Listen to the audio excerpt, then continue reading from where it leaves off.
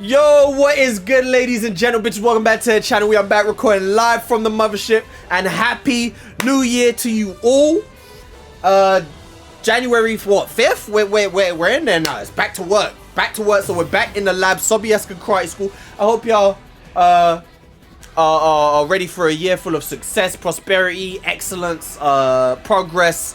Progress is progress. I'm ready for all of those things. It's going to be a good year for all of us, and I hope y'all are ready for it as well. So we are back on the channel, and we're starting with a Sobieska karate class for you guys to kick this year off. Today we're going to go over Heaven and Earth. Lydia's Heaven and Earth stance. I'm sure you guys have all suffered from Lydia players using this stance. As Lydia players, I'm sure we've all made players suffer using this stance. But today, I'm going to dive into it a little bit. I'm not going to go too deep. I want to make this kind of palatable and basic, almost beginner friendly-ish.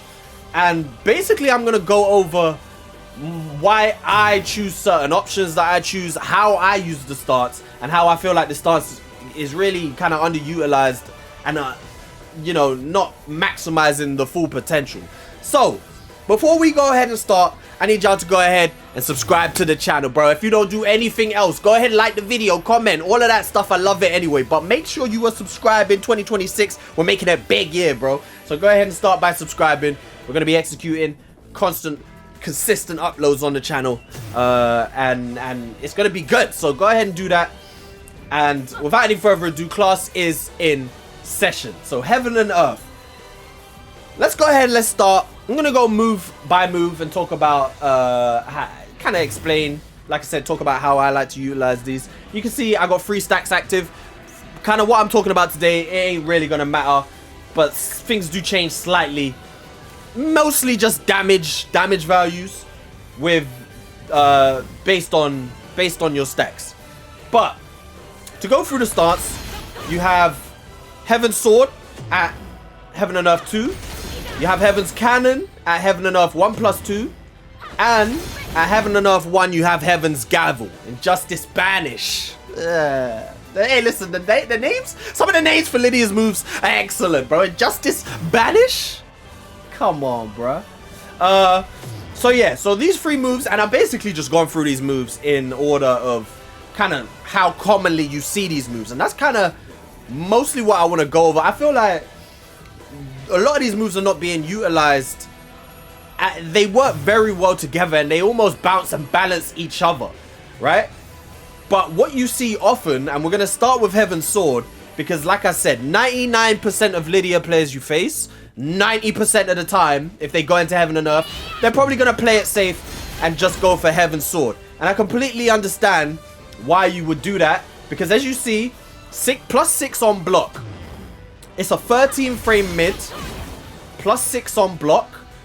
I'll show you right here. They nerfed it fairly heavily.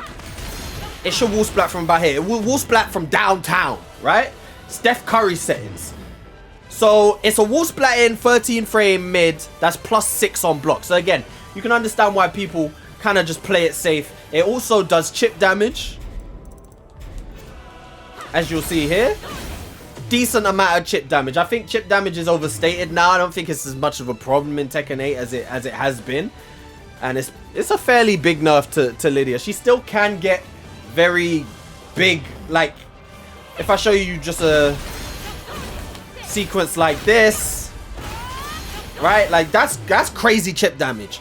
But realistically, there's so many opportunities in that sequence for you to interrupt, for you to punish, for you to sidestep, for you to do this and do that. That's not really a sequence you're going to see Lydia players do. You're more likely to see something like, let's say something like boom, boom, boom, something like this, which, if you look, you know, it's still a lot of chip damage, but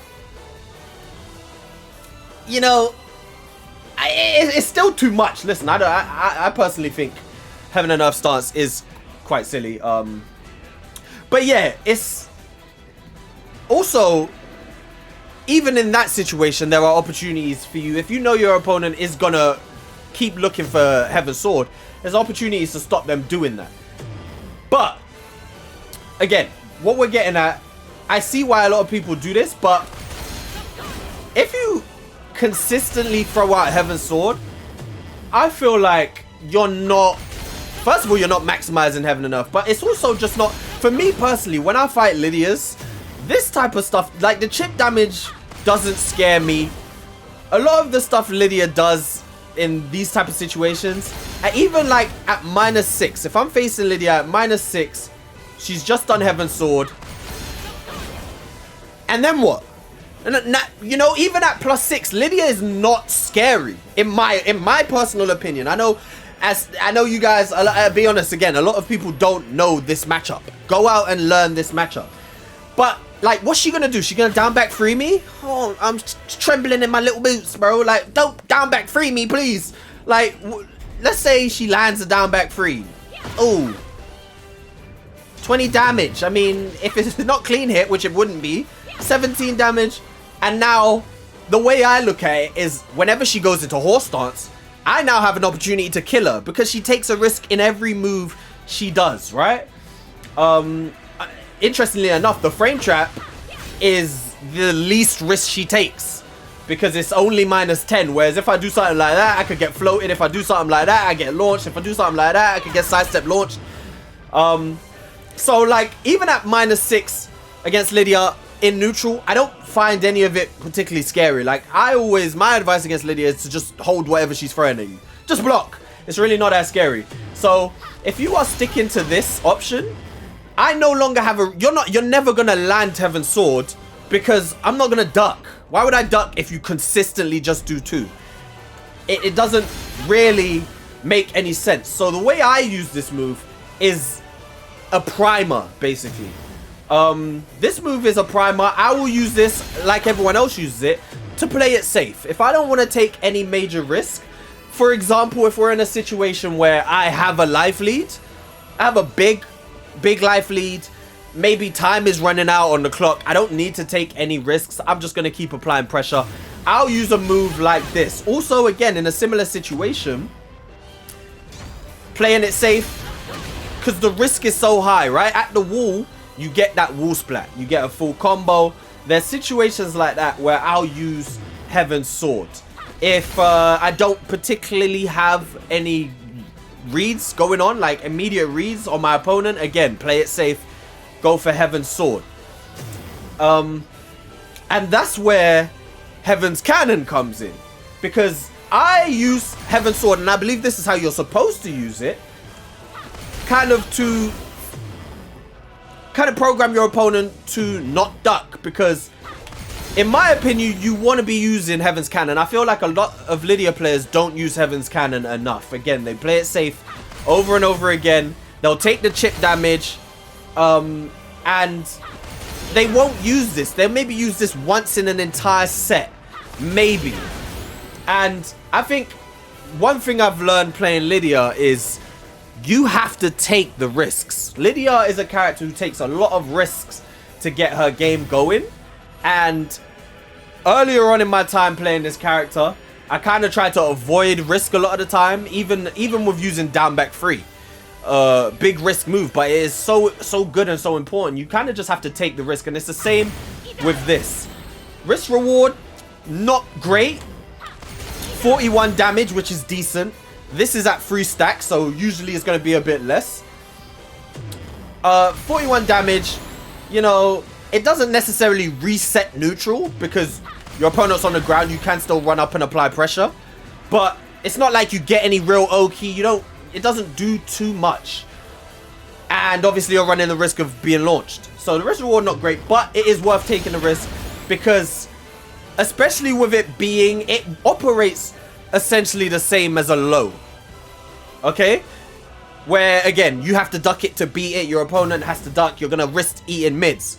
But with it being a guard break, I feel like it almost frustrates your opponent more. People don't like getting hit by this. They don't like getting hit by this. They don't like getting hit by fuck 'em lam, guard break. Any guard break. People don't like getting hit by guard breaks. So even one of these is enough to open up the rest of heaven and earth. Right? So for me, a lot of the time, especially out in the open, like if I get into if I get into Heaven and Earth and I'm out in the open, there's no walls about, and even a lot of the time, if I don't really have a read, especially the first time, like I'll throw this out the first time. If the first time in a set I get into Heaven and Earth, and I'll throw this out because it's something you have to present to your opponent. You have to present this option to your opponent to get the maximum out of this option. Because as soon as you throw this out, you let your opponent know, yeah, you're gonna have to look out for this option throughout this set. And this is why I think it's best to throw it out earlier rather than later, because you throw it out later in the set, it's almost as if your opponent is looking for it. Because if you do this 5 times in a row, even 4, 3, 2, 3 times in a row, sooner or later your opponent's gonna start looking for this. And on that 4th time, when you do this move, they might actually duck this. And now it's like, all right, I've waited all set to throw this move out, and I've died just for throwing this move out. I've not got any benefit out of using this move in this set. But you throw this move out early enough and you put this move on the table, now your opponent has to think about it every time you go into Heaven and Earth. I feel like sometimes, again, it's a lot of risk, but sometimes you gotta throw it out 2 times in a row. 3 times might be a stretch, but maybe even 3 times in a row, especially if you're going against an opponent. And you know these opponents when you come up against them. There's a lot of people on this game who don't duck. They refuse to duck. And those people, you have to force them to duck.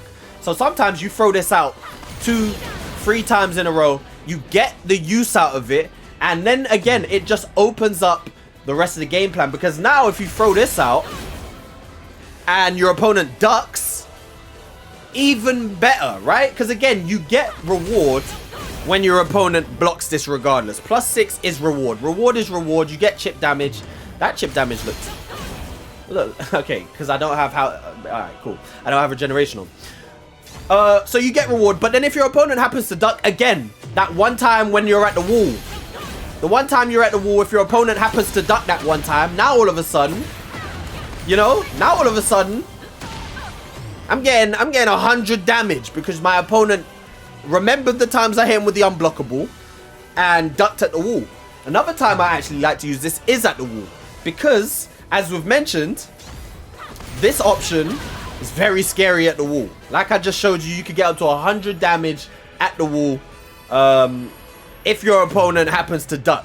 So, especially again, if I haven't presented this option to them before, I like to use this move at the wall. Again, you have to take the risk because you're in a pretty good situation after this move lands at the wall, because you've got a low, you've got actually, which I consider Lydia's best low, which is kind of crazy because her lows can be really weak at times.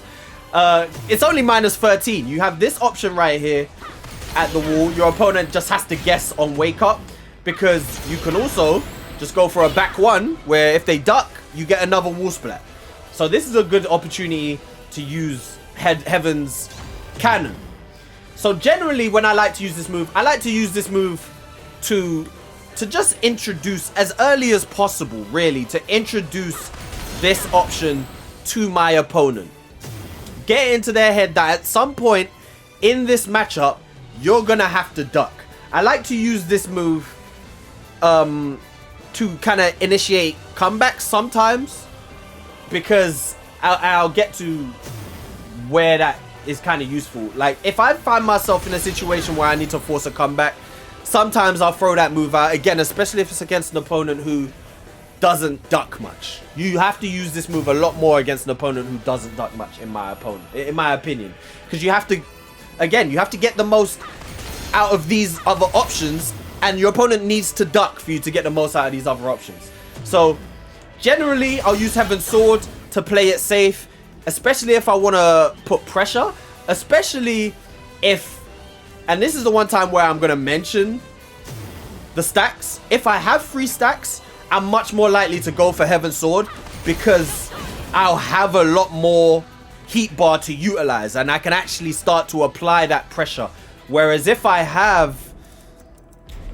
don't have any stacks yet and I do that, that's it, it's gone. There's no pressure coming, there's nothing leading up after that. So that's why again, if I don't have any stacks, maybe it's best to just get this into your opponent's head that I will use this 35 damage unblockable, right? And as you, obviously with any move in Heaven's Nerf, as you get more stacks, they just become more dangerous. So then, as I said, this move I like to use at the wall and in the open, to be honest. Like, I mean, it almost sounds like I'm going around in circles because I've said I like to use it in the open, but I've also said I like to use it at the wall. I like to use it in the open because a lot of the time, people, if you are in Heaven and Earth in the open, people generally will stand block. They'll do the same at the wall. A lot of the time people will stand block in general because most people use Heaven's Sword. But anytime you feel like you can throw this move out and not have it ducked is a really good opportunity. So these moves work really well together because, like I said, I use this move as a primer to set up this move. But then you also use this move to set up the other move because you want to, you know, and it's also, again, like I said, you don't want to take too much risk and you don't have to take too much risk because you have Heaven's Sword. But it is important to almost use it as a 50-50, almost mix it up as in, I'll do this one, then I'll do this one, then I'll go back to, you know, don't be as predictable as that. But you really need to keep your opponent on their toes. But the real use of using this move, the real reason why I use this move is because of the final move in Heaven and Earth. And this is why I feel like people are not utilizing Heaven and Earth the way it should be utilized. Because I genuinely feel like Heaven and Earth, I almost feel like this entire character, but especially Heaven and Earth, I feel like is designed around Heaven's Gavel. And it blows my mind. I really don't understand why more people don't use Heaven's Gavel. It, for me, is one of the most undervalued, underutilized moves in this entire game. This move is insane. And people just don't use this move. You see right here, this move, 18 frames. So a lot of the time when you go into Heaven and Earth, this move is already a frame trap. Because a lot of the time, you know, if I charge this up, I'm plus 10 going into Heaven and Earth. So this is a frame trap. If I go from Wolf Starts and charge this up, I'm plus 15. Plus 10. And this is without any charge. So I'm plus 10. This is not a frame trap, but we'll get into that type of entry. If I use my heat smash, plus 10 frame trap. So this move is already a frame trap at 18 frames a lot of the time. This is only minus 11 on block, and that's where I feel like this move is insane. For this move to only be minus 11, bear in mind, and this is the part that I think a lot of people forget, this is a power crush. This is an armored mid launcher. This is an armored mid power crush. Well, power crush is armored. Armored mid minus 11 launcher that frame traps in a lot of situations. Okay? This move is insane and it's only minus 11. It is the epitome of Tekken 8 busted moves. And people just don't use this. And I feel like this stance is designed around this move because this is the only real reward option. And this is where I get back to like kind of just block against Lydia, because again, like these moves are good, the risk reward is great, right? There is hardly any risk, but really it's like, again, whoop-de-doo. If I'm facing you, I hold this. Wow. Oh, even the unblockable. Oh, wow, you hit me with an unblockable. Ooh. You know what I'm saying? Like, unless it's gonna kill, unless either of these options are gonna kill, they're just not that scary. They're just not, right? Even if you get hit by Heaven's Sword and you fly all the way across the screen, it's like, wow. Wow. Ooh, you know what I'm saying? Like, you do all this work and it's, at the end of the day, it's not that scary. But, I mean, you can't say that about Heaven's Gavel, because Heaven's Gavel is a big damage launcher. Even if I just do a basic combo here, right? with no wall. Again, 96 damage. Almost looking at 100. We could have got a lot more damage than that. You could do a lot more damaging combos than that. Let's just try something. Let's just do a... Oh, damn. What combo would I even do? Try and get the wall. So if I do something like that, boom. Fucked up the combo, but you can imagine, like, if I get the wall there and then if I save my heat and I get to end it with Heaven's Gavel, obviously, it's a lot of damage. I dropped the combo and got 82 damage. That's more than a regular bread and butter for Lydia. So this move, the reward is where I think Heaven and Earth really shines. And this is where I think people are not getting the most out of Heaven and Earth, because as much as you're throwing out this move and you're pressuring your opponent and you throw this out, you're not getting true reward. Again, 41 damage. In this game, 41 damage is not a big deal, right? Asuka hits you with, what's Asuka's full crouch low that swipes your leg? And if that's a counter hit, you're eating 65, 67 damage, you know, from just a counter hit low. That's unseeable. And right, 41 damage. This stuff is not that scary. You need to put the fear of God into your opponent, and that's where this move complements both other options. Again, let's see if I drop it this time. Oh, yeah, I did drop it. I dropped my Blossom. But anyway, that's where this move, because as soon as your opponent, as soon as you show your opponent this option, forget about Heaven's Swords. Forget about Heaven's Sword. When your opponent ducks, if your opponent ducks in Heaven and Earth, you don't want to be hitting them with Heaven's Sword unless they're at the wall. When your opponent ducks in Heaven and Earth, you want to hit them with this. And I just don't know why more Lydia players are not using this move. Because it gets to a point, right? When, and this is what I talk about, like, comebacks. This is mainly where you want this move. Because when it's final round and your opponent has a life lead, and you go into Heaven and Earth, you don't want to get into a situation where you're chasing a game and you're doing this and you do oh ooh all this pressure and you've got nothing. Like, yeah, I got some chip damage, but my opponent's still got a big life lead, right? You don't want to be in a situation where I now have to risk my life trying to get a comeback, throwing out Heaven's Cannon. You don't want to have to do that. When you really need that comeback, this is your comeback move. And Lydia doesn't really have a lot of those type of moves, but this is that move for me, right? And this is why I feel like Heaven and Earth revolves around this move. I think everything you do with Heaven and Earth from round 1 to final round, I believe is setting up this move. When I use Heaven and Earth, I'm not using it to land this, or when I land the Heaven's Cannon, I don't really care. The only reason I'm throwing out Heaven's Cannon is because I want you to duck so you can eat this bad boy. God forbid I have rage and you know, and I could wrap up my combo with a rage art. You're eating 120, 130 damage if I land this, right? And that's where this move is the most important move. I think maybe the most important move Lydia has, because it's one of the only, I believe it's the only move Lydia has that can truly strike fear into your opponents.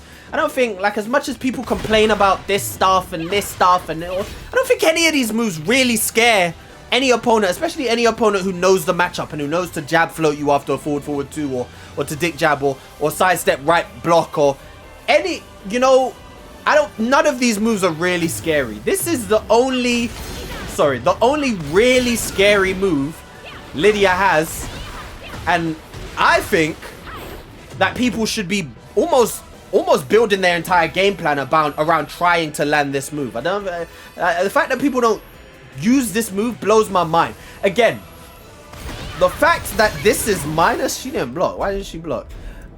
The fact that this is minus 11 is insane to me. It's insane. And if I show you even some of this counterplay, right? So a lot of the counterplay, if I do this, a lot of people don't know this, because again, you guys don't know this matchup. A lot of the entries that Lydia has into Heaven and Earth is just not real, right? Any manual entry into Heaven and Earth is not really real. Obviously, you can interrupt that. Did I have him on sidestep? I got side walk. Right? Any manual entry into Heaven and Earth, this shit's not real. Now, this will track, and where Heaven's Gavel shines again is this move tracks incredibly well, right? Especially with a little delay. Like, if I just throw this out straight away, oh damn. Okay, so that's different from sidestep, which is very interesting. I'm learning with you guys. If I do this and throw this out straight away, you get sidestepped. If you do this and delay it a little bit, damn, it's still sidestepped. Is it Lydia? No, it's not Lydia. How is she sidestepping? Interesting. Am I not delaying this enough? Nah, she really sidestepping this clean. I mean, guess you have to delay it more. I usually don't delay it that much. But if you delay this option, I'm actually confused. I don't know why this is getting sidestepped so clean. But anyway, this move usually tracks really well with a little tiny delay. I'm actually... There you go. Anyway, so if you... Interesting. So if they sidewalk and you don't delay it, or it will catch you. But anyway, you get the point. So this move will cover more options. This move can track really well. Like, look at it. It's basically hit behind this character. Like, I don't know. This is acting really weird. It usually doesn't act like this move. Interesting. And that's still tracked. But anyway, so this move can track really well. As you can see in that situation. So, on top of all the benefits that this move already has, right? In terms of it being an armored mid -11 launcher, it also tracks fairly well. I mean, if she goes, let's check together, if she goes any other direction. Yeah, if they go left, like, it's gonna track. Like, look, it is literally realigning completely. Like, you could be behind me, pretty much. She will turn around. I'm now facing the other direction. Whereas the other options don't necessarily do that. So that's another tip for you guys. A lot of these transitions are not real. To that other side, you have to go to her weak side, obviously.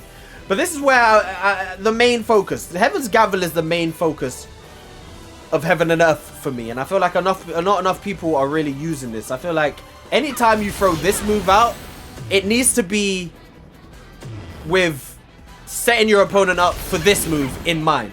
Anytime you use this move, you should be setting your opponent up so that you can land this move. And this is where it goes in step by step. And like I said, I'll often use this early because I want to get my opponent to now respect this move. And not even to respect this move, but I want to get them in their head that that move is there. Too many times, I think Lydia players let their opponent forget about Heaven's Cannon altogether. They let them forget about this move altogether. And that just means you're limiting yourself to this, which is just not that scary, right? And like I said, comeback potential. You guys have seen me. If you watch this channel, you've seen me make so many comebacks off of this concept exactly. Where I've set my opponent up and I've got my opponent in the blender. This is a very versatile stance for me, where you can use it to just mix your opponent completely, or you can use it for pressure. I think too many people are using this stance just for the pressure, playing it safe, whereas you need to mix your opponent a lot more sometimes, and just go in for the kill. And that's that. Anytime I land this move, you guys hear me sing that song, I'm going in for the kill. That's exactly what it's for. This is a move. Stop tickling your opponent, go for the kill, right? This combo, like I said, this combo can take well over 100 damage. You can kill if your opponent is there for the taking, why go for a 35, 40, 45 damage move when you could just kill them right now? Heaven's Gavel, for me, one of the most slept on moves in this game. -11 is a joke. It's a joke. It's absolutely a joke. Like, this move could be launch punishable and nobody would complain. You'd look at it and you'd say, alright, it makes sense. It's a fucking launching mid power crush. This could be launch. It's not even -13. -11. And I'm pretty sure, I don't remember when they changed it. I'm pretty sure this was -10 when the game dropped. I'm pretty sure this was -10 when Lydia dropped. -11 is still nothing. I try and take your life and you slap me on the wrist in return. Some characters don't have an 11 frame punish. Some characters are just going to jab punish you. I mean, imagine you're going against Asuka. Does Asuka have an 11 frame? She probably does. I don't know. But if you again, Asuka has a weak ass 10 frame punish. She's going to literally tap you on the wrist for trying to end her life. And that's where the risk reward on this move is insane. So that's a quick kind of roundup of how I think Heaven and Earth should be used. Stop limiting yourself to Heaven's Sword. I think this move is great. Again, I understand why people use this move because it gives you reward regardless. It can be sidestepped though, as I've shown you. It's not completely without risk if you're fighting someone who knows the matchup. But all of these moves complement each other so much if you just take that little bit of risk with Heaven's Cannon. Heaven's Cannon is the glue that holds this whole stance together. Because if you never use Heaven's Cannon, then you never land Heaven's Gavel. And if you never land Heaven's Gavel, you are losing so much damage, so much opportunity, right? And then again, once you've landed Heaven's Gavel, even just once, that just reopens Heaven's Cannon because now my opponent doesn't want to duck because they're scared of being launched, right? So these two moves especially complement each other so well because they just both moves put the fear of the other move. Heaven's Cannon puts the fear of Heaven's Cannon works off of the fear that Heaven's Gavel adds, and Heaven's Gavel works off of the fear that Heaven's Cannon adds. But if you just use Heaven's Sword doesn't really put any fear, right? And you need to add that fear to your opponent. So, I mean, I know this is kind of like a Heaven and Earth guide as a whole that I'm doing, but really I want to focus in on Heaven's Cannon and Heaven's Gavel. Injustice Banish, and I forget what Heaven's Cannon is called. Anyway, yeah, irrelevant. But yeah, that's it for today's video. I wanted to talk about Heaven and Earth and how I think people are not really utilizing it to its full potential. Kind of goes hand in hand with Lydia in general. I feel like people aren't using this character in general to her full potential. No one's really exploring this character. No one's maining this character. So I'm doing my best to try and figure out how this character can succeed to her full potential. So that's all. Class is over. You are dismissed. I hope you enjoyed. I hope you learned something. I hope my tactics and whatever can maybe get your motor running, get your brain pumping, and make you think about some other stuff. And I'll catch you on the next one. Till next time, remember, new year, same old. Never be afraid to run off the fade. Peace.